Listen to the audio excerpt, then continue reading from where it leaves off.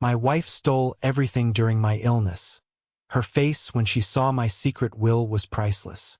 The opulent room, usually a sanctuary of quiet contemplation for a man of Orion's stature, was thick with the cloying scent of stale air and the palpable tension of unexpressed triumph. Sunlight, weakened by the late afternoon, bled through the high arched windows, casting long, distorted shadows across the Persian rugs and antique furnishings. Vespera, his wife, stood by the grand mahogany desk, a willowy silhouette against the dying light, her posture radiating a deceptive serenity. Her face, a mask of composed sorrow for any casual observer, was to him, her husband, a canvas of barely contained glee, a tableau of victorious avarice. She held a thick binder, its leather cover worn from recent, obsessive handling, its contents, he presumed, the final tally of her relentless pillaging. Her eyes, those same eyes that had once promised eternal devotion beneath the soft glow of their wedding candles, now glinted with a predatory satisfaction, darting from the incriminating documents to his supine form on the sprawling, silk-draped bed. "Orion," she purred, her voice a silken caress that held the chill of a winter's night, each syllable carefully modulated to convey a superficial empathy. "The doctors say your time is drawing short. It's a tragedy, truly. A man of your ambition, reduced to this." A dismissive wave of her hand indicated his inert body. "But rest assured, Orion, your devoted Vespera is taking care of everything. Every single asset, every last detail. You won't have to worry about a thing." Her gaze lingered on him, a subtle curve forming on her perfectly rouged lips, a silent declaration of victory. A faint, almost imperceptible tremor ran through his hand, resting inert on the silk duvet. A cruel twist of fate, indeed. His body, once a testament to vigor and relentless ambition, a frame that commanded respect in every boardroom, was now a fragile cage, its movements jerky and unpredictable, his speech a garbled whisper barely audible even to himself. This relentless neurological illness, a thief of his physical autonomy, had left him vulnerable, or so she believed. Vespera, in her carefully constructed narrative, was the grieving wife, diligently managing her dying husband's affairs, ensuring his legacy was preserved. But he knew the truth. She was a vulture, circling, waiting for the final breath to descend and claim her spoils, a predator cloaked in designer silk.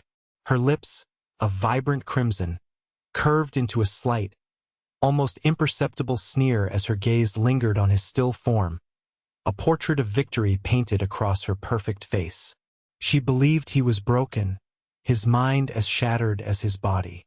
The public, the doctors, even his own staff had been carefully manipulated into believing the same.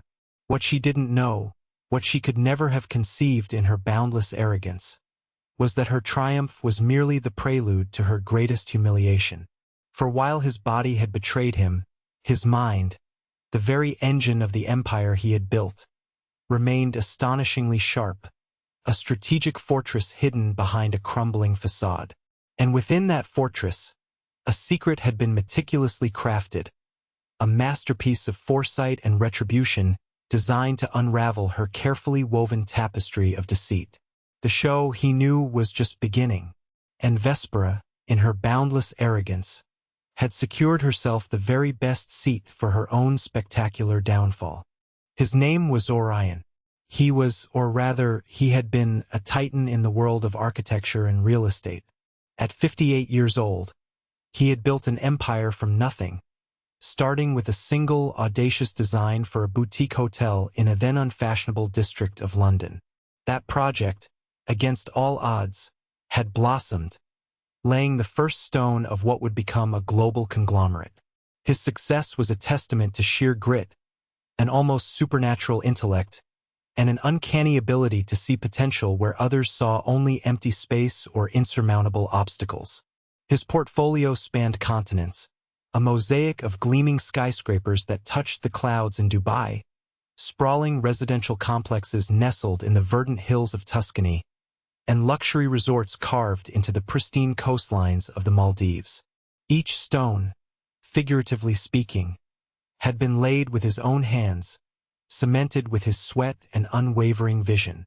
He prided himself on his foresight, his almost prophetic ability to anticipate market shifts, and his unwavering belief in the power of strategic, long-term planning. It was this same foresight, ironically, that would ultimately save him from utter ruin and deliver the justice he craved. His relationship with Vespera, 45 years old at the time of their current tragedy, had begun almost 15 years prior.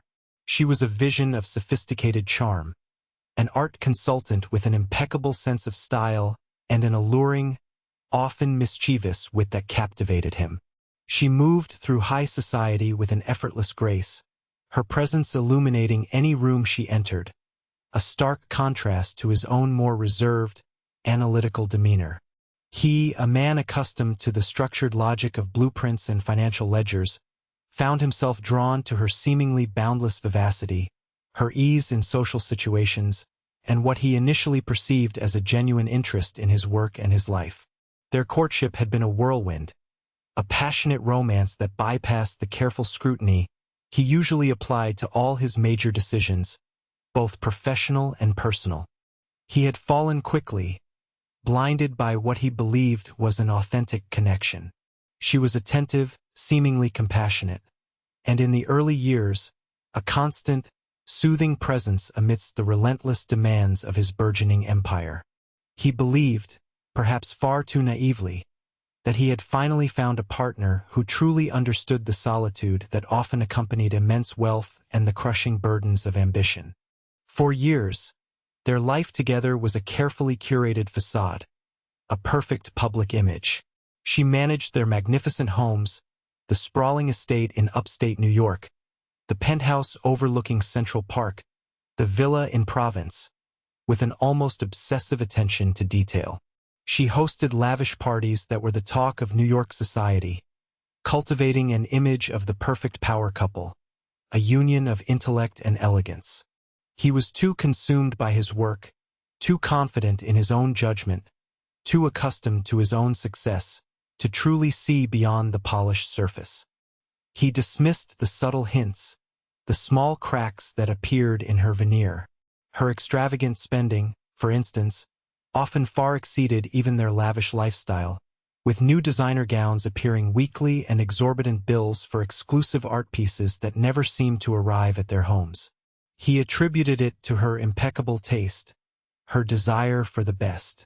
There was her increasing possessiveness over his financial documents, always wanting to be the one to open the mail, to file the statements.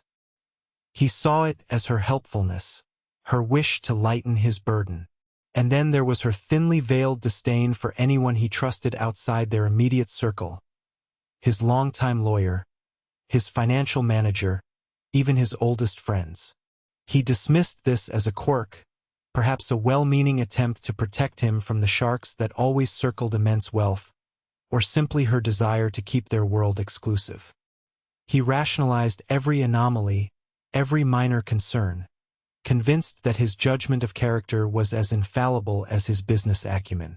The first tremor of betrayal, however, was not a financial misstep but a whisper of suspicion, a chilling premonition. It began subtly, with the insidious onset of his illness. Initially, it was just a persistent tremor in his right hand, so slight it could be mistaken for fatigue. Then came a slight slur in his speech, dismissed by doctors as stress-related, a consequence of his relentless work schedule. But it progressed relentlessly, mercilessly, stealing his coordination, his balance, and eventually, his ability to communicate coherently. The diagnosis came like a hammer blow. A rare, aggressive neurological disorder, untreatable, progressive, and ultimately terminal. His world, which had been so perfectly ordered, so meticulously built, began to unravel, not from external forces, but from within his own body. It was in the hushed, sterile confines of the hospital room, a place of profound vulnerability, that the true Vespera began to emerge, shedding her carefully constructed mask. As his physical capabilities waned, so too did her pretense of devotion. Her visits became shorter, her expressions less empathetic, her touch less comforting. Her conversations increasingly focused on the practicalities of his impending demise, a cold detachment replacing her earlier warmth. She began to subtly probe about his financial structures, his hidden accounts, his most valuable assets. Her questions grew more specific, more insistent. She asked about the complex offshore trusts he had established years ago as a contingency against market instability, the private art collection stored in secure, climate-controlled vaults in Switzerland and Luxembourg, the unlisted properties that were truly hidden gems in his global portfolio. He, in his weakened state, could only observe, his mind, thankfully, still a steel trap, recording every probing question, every calculating glance.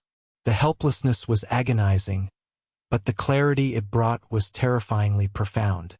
It was during one particularly lucid moment, a brief reprieve from the cognitive fog that sometimes descended like a thick shroud, that he overheard a phone conversation.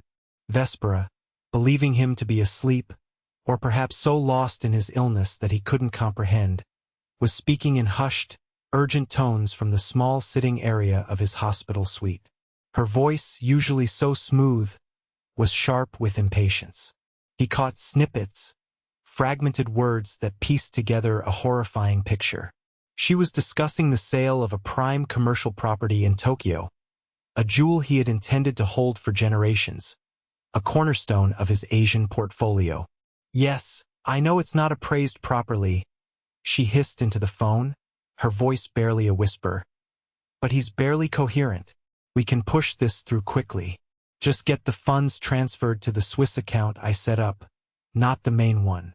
And ensure the paperwork reflects my signature as his legal proxy, not his. Make it look legitimate." The words hit him with the force of a physical blow, even though his body could not react, lying inert and useless. His devoted wife was not just inquiring. She was actively dismantling his empire, piece by piece, under the guise of managing his affairs, looting his legacy from his very sickbed. The realization was chilling, a cold dread that settled deep in his bones, but it also brought with it a profound, terrifying clarity. Vespera was not merely materialistic. She was a predator, a calculating opportunist, patiently waiting for his last breath, ready to devour everything he had built, to erase him entirely. It was then, lying helpless in his bed, his muscles atrophied, his voice stolen, that he understood the true extent of her treachery and, more importantly, recognized the absolute necessity of a counter-strategy. His greatest strength had always been his foresight, his ability to plan multiple steps ahead, to anticipate every possible contingency, every potential weakness. Even as his body failed him, even as the world saw a dying man, his mind, sharp as a diamond, began to weave a new, intricate web of justice. This was not just about protecting his immense wealth. It was about ensuring justice, about exposing the true nature of the woman who had shared his life and now sought to erase his legacy. He would not just die. He would die on his own terms, and in doing so, he would orchestrate her spectacular downfall. His secret weapon was not a single item, but a multi-layered, meticulously crafted plan, years in the making, now adapted for this specific, cruel betrayal. First, he needed allies, individuals whose loyalty was beyond question, whose integrity was unblemished. His longtime personal lawyer, Marcus Thorne, a man of unimpeachable integrity and discretion, was the first and most crucial. Marcus had handled his most sensitive affairs for decades, navigating the labyrinthine complexities of his global financial structures, and his understanding of Orion's intricate holdings was second only to Orion's own. Through a series of prearranged, coded messages that Vespera would never decipher, seemingly innocuous phrases he had established years ago for emergencies, meant only for Marcus's ears, Orion managed to communicate his suspicions and, crucially, his true mental state. Marcus, a man who knew Orion perhaps better than Orion knew himself, understood immediately. There was no need for lengthy explanations. A few carefully chosen words conveyed the entire grim scenario. Marcus began to operate in the shadows, a silent sentinel, executing Orion's instructions with quiet precision, his every move carefully disguised. The core of Orion's plan was a secret will and a series of interlocking financial trusts, designed not just to redistribute his wealth but, crucially, to expose Vespera's every illicit transaction. Years ago, anticipating potential disputes, unforeseen market shifts, or even his own mortality, he had established a complex network of trusts, some revocable, some irrevocable, all with very specific clauses. He now activated dormant clauses, redirecting funds, reassigning beneficiaries, and most importantly, creating a poison pill trust specifically designed to capture the true value of the assets Vespera was liquidating. This trust was linked to a sophisticated forensic audit mechanism, triggered upon his demise, that would meticulously trace the flow of every dollar from his accounts into hers, or into accounts she controlled. It would provide irrefutable, undeniable proof of her theft, a digital breadcrumb trail leading directly to her doorstep. Furthermore, he had a secret vault, a masterpiece of security technology, unknown to Vespera, hidden deep within the foundations of his main estate. This vault contained original deeds, the master codes to his most secure offshore accounts, and encrypted ledgers detailing his true net worth, a figure far greater than even Vespera, in her wildest greed, could ever estimate. He had given Marcus the final access codes, to be used only upon his death, or upon a specific prearranged signal, a subtle gesture, a specific sequence of blinks that only Marcus would recognize. This vault held the keys not just to his fortune, but to Vespera's undoing. His illness, ironically, became his greatest camouflage.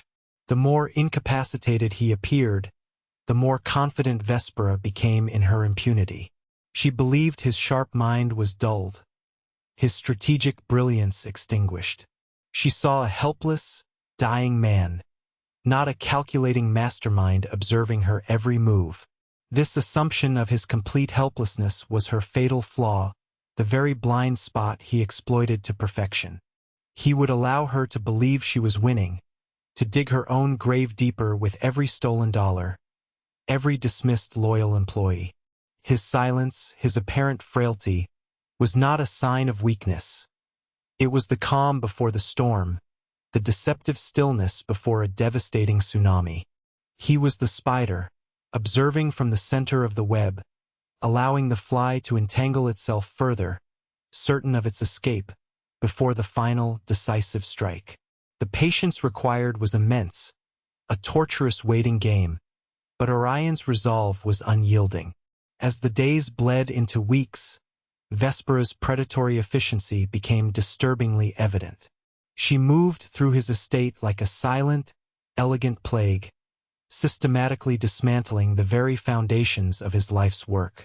Her actions, cloaked in the veneer of loving management and a performative, sorrowful demeanor, were meticulously calculated to leave him with nothing but a seemingly empty shell of an estate, while she siphoned off the true treasures into her own coffers. She began by dismissing his most trusted advisors, individuals who had served him with unwavering loyalty for decades. His longtime financial manager, Mr. Henderson, a man whose integrity was beyond reproach and whose knowledge of Orion's finances was encyclopedic, was the first to go. Vespera informed him with a saccharine smile that his services were no longer required, citing Orion's deteriorating condition and the need for streamlined management during this difficult time. She replaced him with a young, inexperienced accountant, a distant relative of hers named Julian, easily manipulated and utterly clueless about the true scale of Orion's assets or the intricacies of his financial structures. He watched, seemingly uncomprehending, as Mr. Henderson, his face etched with concern, a silent question in his eyes, was escorted from the premises. Orion maintained his mask of vacant fragility, a necessary evil, knowing that Mr. Henderson, too, was part of the broader plan, though he didn't know it yet. His dismissal was merely a temporary setback, a strategic retreat designed to lull Vespera into a false sense of security. Next, she began liquidating assets with alarming speed. The Tokyo commercial property, as he had overheard, was the first major casualty, sold for a pittance to a shell company he knew was linked to Vespera's shadowy network. Then came the sale of his private jet, a custom-fitted Gulfstream G650, under the pretense of reducing exorbitant medical expenses. The price she accepted was criminally low, barely a fraction of its true market value, clearly a quick cash grab for immediate liquidity. His vast art collection, a passion he had cultivated over decades, a collection featuring masterpieces by Renoir, Picasso, and Rothko, began to disappear, piece by piece, under the guise of transferring to a secure gallery for preservation. He knew these were being sold off-market, their true value deliberately obscured, the proceeds funneled into hidden accounts she had established and controlled. He even overheard her arranging the sale of his antique car collection, including a pristine 1957 Mercedes-Benz 300 SL Gullwing, a family heirloom, to an anonymous buyer for a laughably low sum. Vespera's confidence swelled with each successful theft.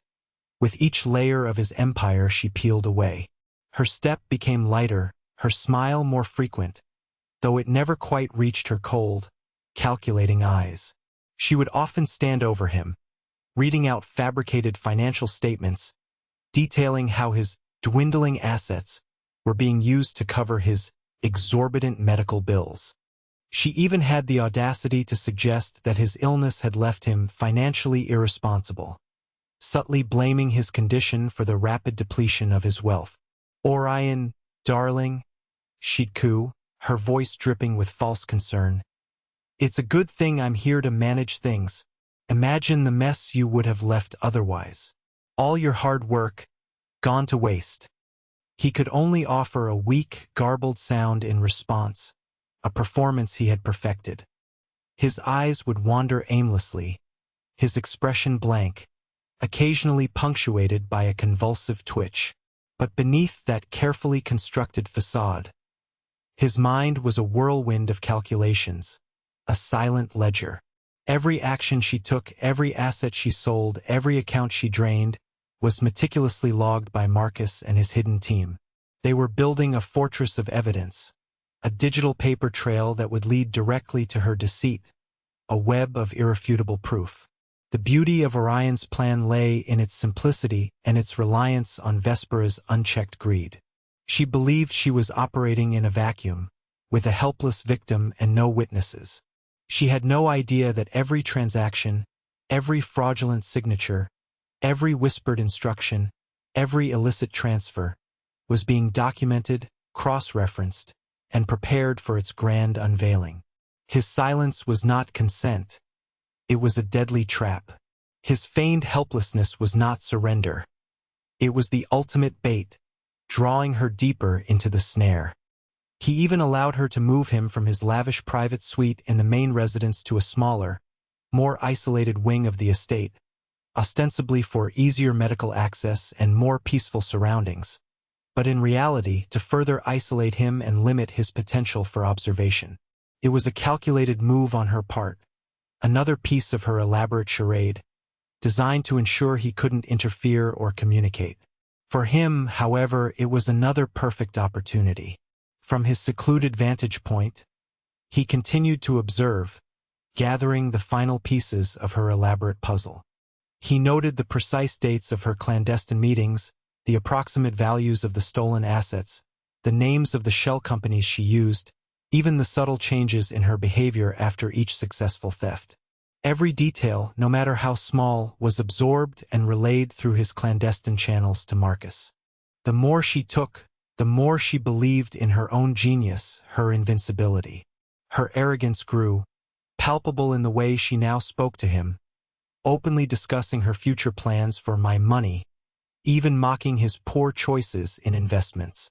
Her sophisticated exterior began to crack, revealing the cold, calculating woman beneath, the raw avarice that fueled her. She was already mentally spending his fortune, planning her luxurious post-widowhood life, oblivious to the fact that her future was about to be obliterated, that she was building her own gilded cage. His only regret during this agonizing period was the suffering he knew his loyal staff and former advisors were experiencing.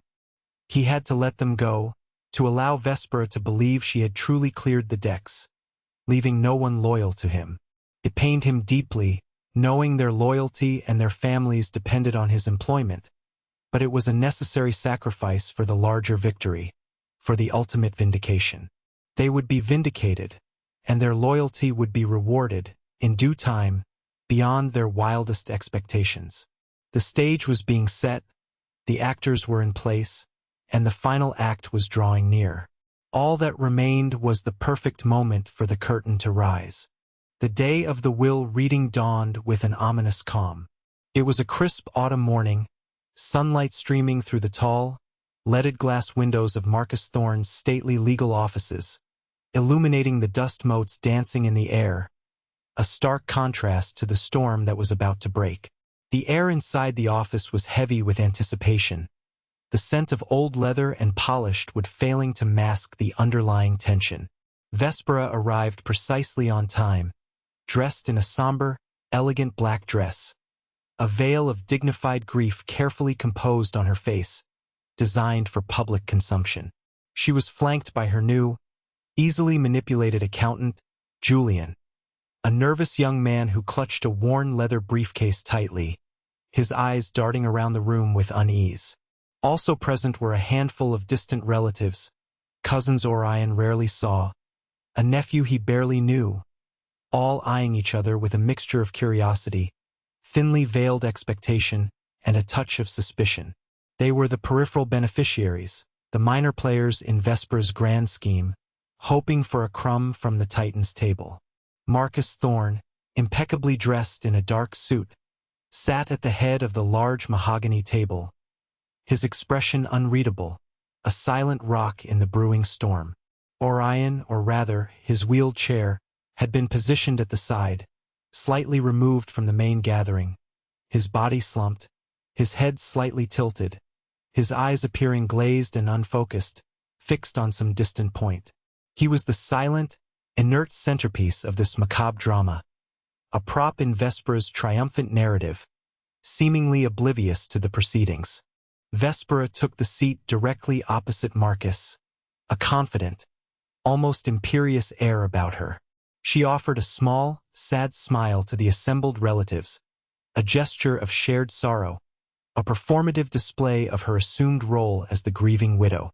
Her eyes, however, kept darting towards him, then towards Julian, as if to confirm that her control was absolute, that her victory was imminent.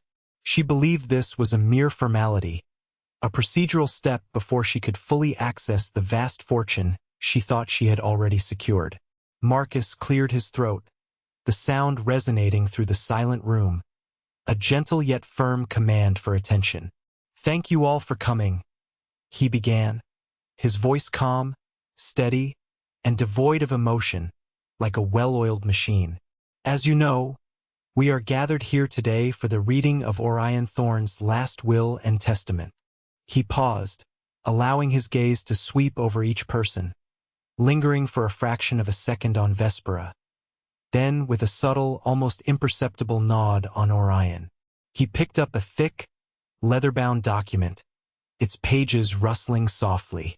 "This is a copy of the official will, registered and sealed with the state. Before I proceed, I must inform you that Orion, in his characteristic foresight, revised his will quite extensively in the months leading up to his decline, a testament to his continued lucidity and strategic planning even in the face of his illness." Vespera's eyes narrowed almost imperceptibly, a flicker of annoyance crossing her face. This was not the standard, outdated will she had expected to simply push through. But she quickly regained her composure, attributing it to Orion's usual meticulousness, his obsession with details. "Of course," she murmured, her voice still smooth. "Orion was always so thorough." A subtle condescension laced her tone, implying his thoroughness had been a harmless eccentricity. Marcus began to read, his voice clear and deliberate, outlining the initial clauses. The formal declarations, the charitable donations to his alma mater and various scientific research funds, the minor bequests to distant family members and loyal staff, the very staff Vespera had so callously dismissed. Julian, the young accountant, shifted uncomfortably in his seat, recognizing some names he had helped Vespera remove from the payroll just weeks earlier. A bead of sweat trickled down his temple. Then, Marcus's tone shifted, growing subtly colder, more precise. Now, we come to the primary beneficiaries and the distribution of the bulk of Orion's estate. He adjusted his spectacles, his eyes glinting behind the lenses.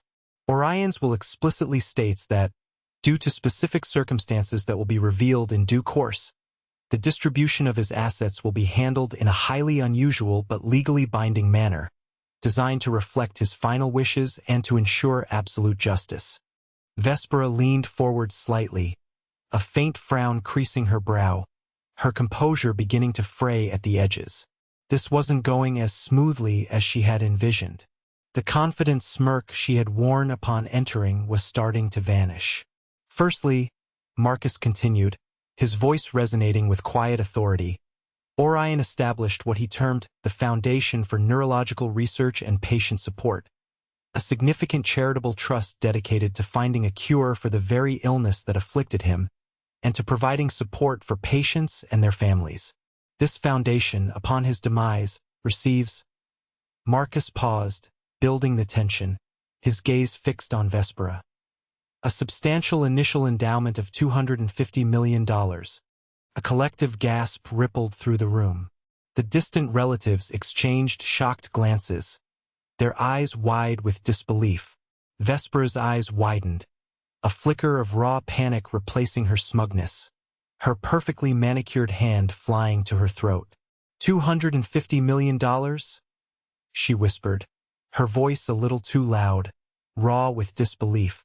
But that's impossible. His accounts were dwindling. We were struggling to cover medical costs. I even had to sell the jet. Her carefully constructed narrative was already beginning to crumble around her. Marcus's expression remained impassive, betraying nothing.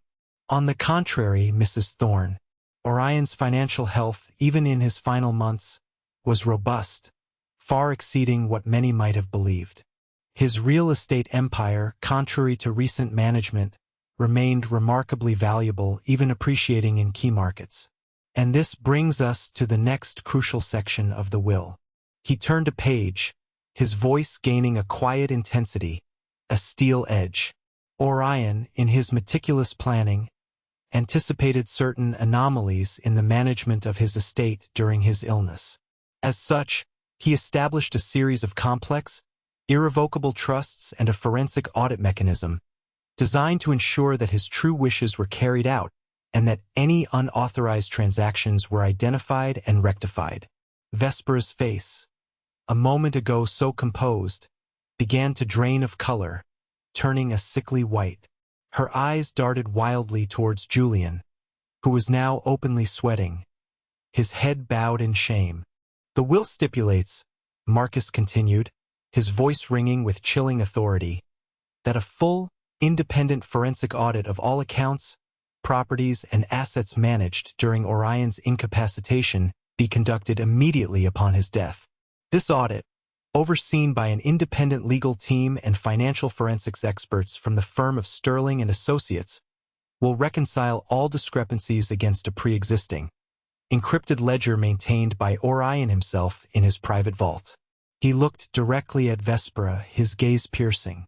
Mrs. Thorne, the results of this preliminary audit, which was completed just hours before this reading, are already quite illuminating. It shows a series of unauthorized liquidations of prime assets, including the Tokyo commercial property, the private jet, the antique car collection, and a significant portion of Orion's art collection. These sales were conducted at severely undervalued prices, far below market value, and the proceeds were funneled into a network of offshore accounts and shell corporations, none of which are registered in Orion's name, nor were they part of his official financial structures. We have traced every penny. A low murmur spread through the room, a collective gasp of revelation. The distant relatives exchanged shocked glances, their earlier curiosity replaced by astonishment and revulsion. Vespera was speechless, her mouth slightly agape, her carefully constructed facade crumbling before their very eyes. Furthermore, Marcus pressed on, his voice unwavering, the audit reveals that substantial sums of money, totaling over $300 million, were systematically drained from Orion's hidden offshore accounts, also funneled into these same unauthorized entities, all under the guise of medical expenses and estate management. We have complete records of every transaction, every fraudulent signature, every communication.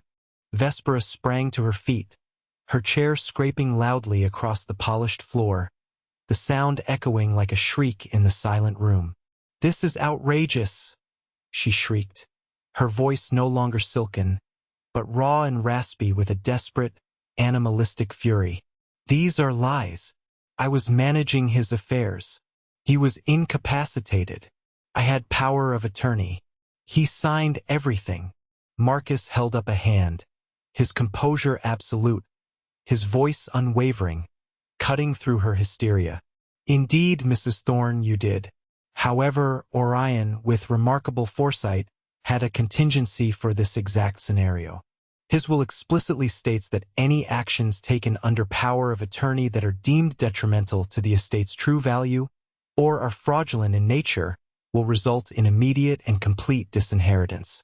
And the evidence, Mrs. Thorne, is irrefutable.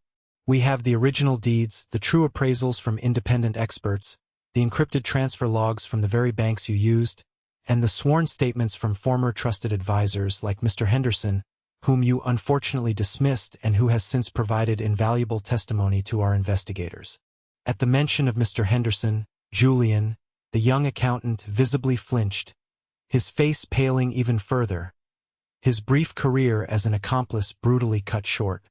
"Therefore," Marcus declared, his voice cutting through the stunned silence like a guillotine, "pursuant to the express wishes of Orion Thorne, and in light of the extensive, undeniable evidence of fraud, grand larceny, and asset misappropriation, Vespera Thorne is hereby disinherited from the entirety of Orion's estate. She is to receive no portion of his immense wealth, no property, no pension, and no spousal support.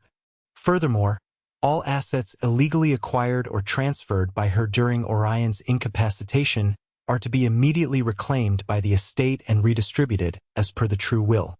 Criminal charges for fraud and theft will be pursued by the estate's legal team, effective immediately, with the full backing of all evidence compiled." The words hung in the air, heavy with their devastating implications, settling over Vespera like a shroud. Her face contorted, a mask of sheer disbelief turning into a horrifying tableau of incandescent rage and despair. Her carefully maintained composure shattered completely, revealing the raw, ugly truth beneath. "No, this is impossible. He couldn't have. He was a vegetable. He knew nothing. He was dying," she screamed, her voice cracking, dissolving into a guttural shriek. Her eyes, wild and bloodshot, darted frantically across the room, finally locking onto his slumped form. For the first time since the reading began, Orion moved, slowly, deliberately, with a strength that belied his fragile appearance. He lifted his head, his eyes, no longer glazed and unfocused, but sharp, cold, and utterly triumphant, met hers. A faint, almost imperceptible smile touched his lips, a slow, knowing curve. It was a smile of vindication, of justice served, of a strategic victory won from the jaws of defeat. Vespera saw it. The recognition of his awareness, of his deliberate deception, of her complete and utter defeat, washed over her in a devastating wave. Her face, already ashen, went chalk-white. The realization that he had orchestrated her downfall, that he had watched her, allowed her, even encouraged her, to dig her own grave, to implicate herself beyond salvation, broke her. She let out a guttural cry, a sound of pure, unadulterated anguish and fury, a primal scream of a predator caught in its own trap, and collapsed into her chair, clutching her chest, her perfect world having just imploded around her. The priceless expression on her face was not one of grief, but of absolute, crushing defeat, a bitter cocktail of shock, betrayal, and the dawning horror of her own monumental folly. The aftermath of the will reading was nothing short of a maelstrom. Vespera's collapse was followed by a chaotic scene. The distant relatives, initially shocked and bewildered, quickly recoiled from her as the full weight of her deceit became apparent, their faces etched with a mixture of disgust and schadenfreude. Julian, the young accountant, stumbled out of the room, muttering apologies and incoherent explanations. His brief, ill-fated career as an accomplice brutally cut short. Vespera herself was a picture of complete disintegration. Her initial screams morphed into hysterical sobs, her elegant facade shattered beyond repair, revealing the ugly desperation beneath. She refused to leave the office, clinging desperately to the mahogany table, screaming about forged documents and her rights as a wife, denying the undeniable. Marcus, ever the professional, calmly summoned security and then the police, who arrived promptly to escort the increasingly frantic woman from the premises. Within hours, the formidable legal team, acting on the detailed evidence Orion had painstakingly compiled, initiated civil proceedings to reclaim the stolen assets. Criminal charges for fraud and grand larceny were swiftly filed, backed by the overwhelming mountain of proof. The news spread like wildfire through the exclusive social circles Vespera had so carefully cultivated. The socialite, the compassionate wife, the epitome of grace and style, was unmasked as a conniving thief. Her name became synonymous with scandal, her carefully constructed reputation crumbling into dust, her image irrevocably tarnished. Her attempts to fight back were futile, desperate flails against an unmovable wall. Every claim she made, every accusation of forgery, every plea for sympathy, was met with irrefutable evidence. The original deeds, the encrypted ledgers with exact dates and amounts, the bank statements from the shell corporations she had used, the sworn testimonies from his former trusted advisors whom Marcus had re-engaged, all painted a damning, inescapable picture. Mr. Henderson, his former financial manager, whom Vespera had so cruelly dismissed, returned to assist the legal team with grim satisfaction, providing crucial insights into her operational methods and financial manipulations. He was a pillar of support, relieved to see justice being served and Orion's legacy restored. Vespera's supposed hidden offshore accounts, which she believed were impenetrable bastions of stolen wealth, were systematically frozen and their contents repatriated to the estate, thanks to the intricate trust mechanisms Orion had set up decades ago. The Poison Pill Trust became her absolute undoing, tracing every illicit penny, leaving her with absolutely nothing. The lavish life she had so greedily anticipated post-Orion's death was replaced by the stark, humiliating reality of legal battles, public condemnation, and ultimately, criminal prosecution. Her downfall was total, absolute, and self-inflicted. Orion's condition, while still physically limiting, seemed to stabilize after the will reading. The profound stress of the deception, the anticipation of the reveal, and the constant performance had undoubtedly taken a toll, but with Vespera removed from his life, a sense of profound peace settled over him. The quiet vindication was a powerful tonic, a mental balm. His true net worth, far from dwindling, was revealed to be even greater than anticipated, thanks to the recovery of stolen assets and the inherent, carefully nurtured value of his meticulously managed global empire. The distant relatives, who had initially eyed Vespera with a mix of fear and greed, now looked at Orion with a newfound respect, even awe. They understood that he had not been a helpless victim, but a strategic mastermind who had played a long, intricate game. The bequests to them, though minor in the grand scheme, were still significant, and they received them with genuine gratitude, humbled by the display of justice they had witnessed.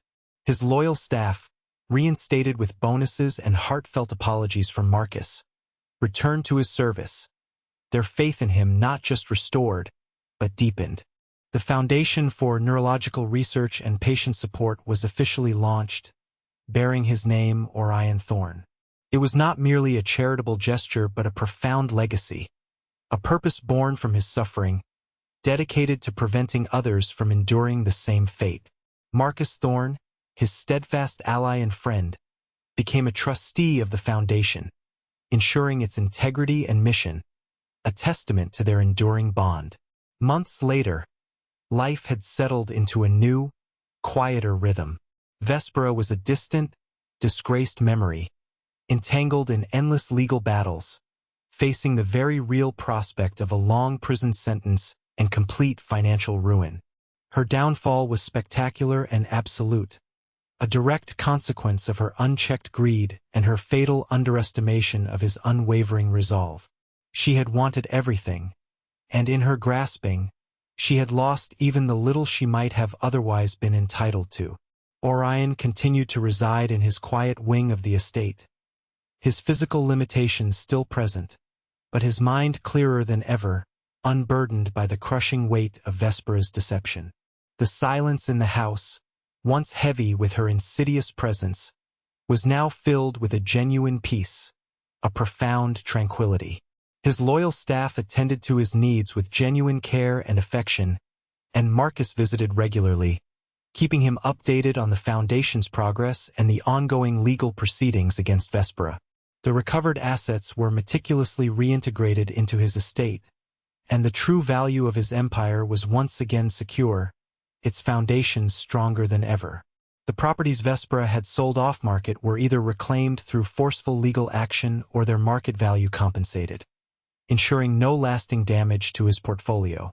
His precious art collection, surprisingly, was mostly recovered, having been held by unscrupulous dealers who quickly surrendered them once the legal hammer fell, unwilling to face the might of Orion's legal team.